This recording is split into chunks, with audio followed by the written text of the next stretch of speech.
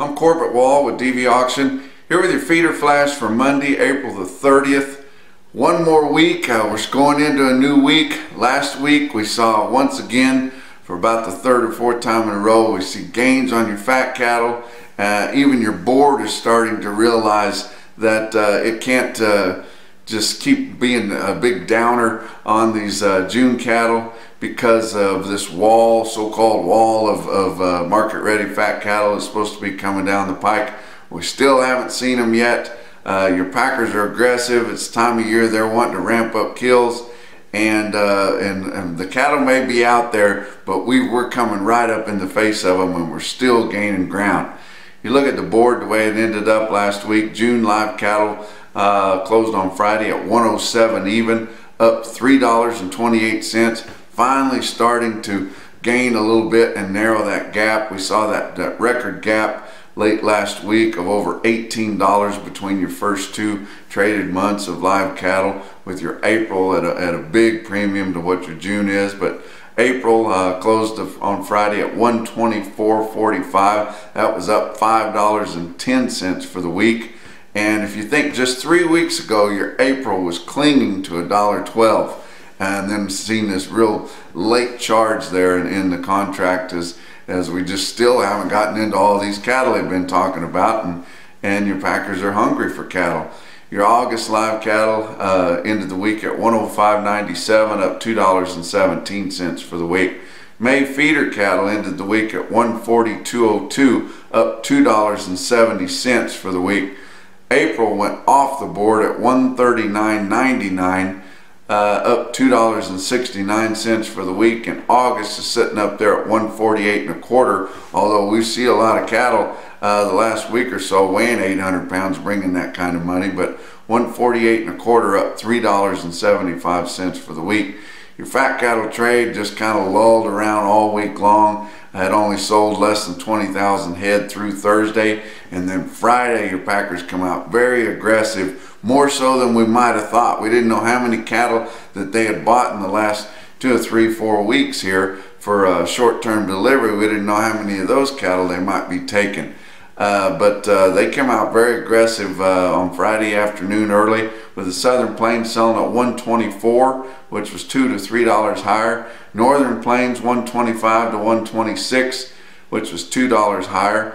And on your dressed trade, it ranged from 195, but it was mostly 199, especially in eastern Nebraska there, and that would be $4 higher. Box beef cutout values really charging. We thought that we might have bottomed out there the week before last, and we sure enough did, as it's making big strides here as we're getting into the time of year where guys are really getting aggressive for something to put on the grill. But your average trade of last week on choice boxes was $218.64, up $6.86 compared to the weighted average the previous week, and selects $203.16, up $3.81. And now you're starting to see that choice select spread widen, just like it always does when we get this time of year, as everybody's wanting more of the better quality choice product, and it's almost $15.50 on the average trade of last week. Slaughter fairly aggressive, but on a disappointing Saturday, fell within just 1,000 of the previous week at 623,000, and that was 7,000 less than the same week a year ago. But your feeder cattle market, the real-time index on Beef Market Central, ended the week at 138.65, and cash feeders were firm or fully steady to $5 higher, and that RTI was almost $2.50 higher than it ended the previous week, so that goes right along with that. But from that fully steady to $5 higher cash market we saw in the auctions, there was plenty of spots where it was sharply higher, as a condition of cattle making a big difference. If you happen to have some stocker cattle that are hard, been together a long time, ready to go, in a good condition, thin and empty, and not something that your backgrounders or your stocker guys are going to have to, shut up and watch for the health and all that for, for 30 days or whatever. If they can turn them right out, you can pretty much name your price for those kind of cattle, as it's gotten just past the time where we normally turn all those cattle out in those major grazing areas Same thing on some green yearlings, because there's just not anything. Where would they come from, green yearling this time of year? But if you saw some that come off some kind of dry winter grass there that didn't have too much supplemental feeding, or maybe if they had really lightly stocked some wheat pastures and you're seeing those cattle come off, you can about name your price for those too. But late in the week on Friday, a couple of individual quotes.